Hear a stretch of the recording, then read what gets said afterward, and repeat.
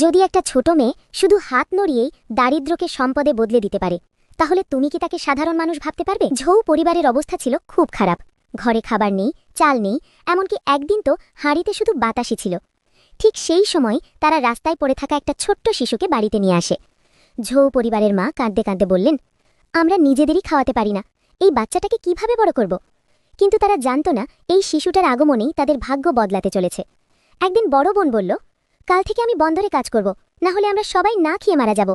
ঠিক তখনই ছোট মেয়েটা শুধু হাতটা হালকা করে নড়ালো, আর মুহূর্তের মধ্যে ভাঙা চালের হাঁড়ি ভরে গেল সাদা ঝকঝকে চালে।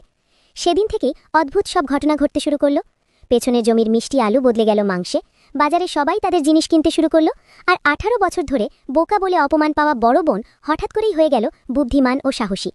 কিন্তু সমস্যা সেখানেই শেষ হয়নি। একদিন ঝৌ পরিবারের পুরনো এক লোক এসে হাজির হলো। সে সাহায্য করতে আসেনি, সে প্রতিশোধ নিতে এসেছে। সে বলল, আমার সামনে হাঁটু গেড়ে বসলে তোমাদের ছেড়ে দেব।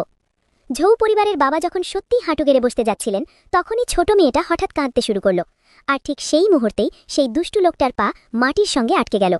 সবাই ভয় পেয়ে পালিয়ে গেল, কিন্তু ছোট মেয়েটার আসল পরিচয় তখনও কেউ জানত না। কারণ সে আসলে মানুষ না, সে একজন ফুল দেবী। কিন্তু গল্পটা এখানেই শেষ না, কারণ ঠিক পরের দিন বাজারে এক লোক এসে চিৎকার করে বলল, এই মেয়েটা সাধারণ কেউ না, সে আসলে মন্ত্রীর হারিয়ে যাওয়া মেয়ে। এখন প্রশ্ন হলো, ছোট মেয়েটা কি সত্যিই দেবী, নাকি তার জন্মের পেছনে লুকিয়ে আছে আরও ভয়ঙ্কর একটা রহস্য?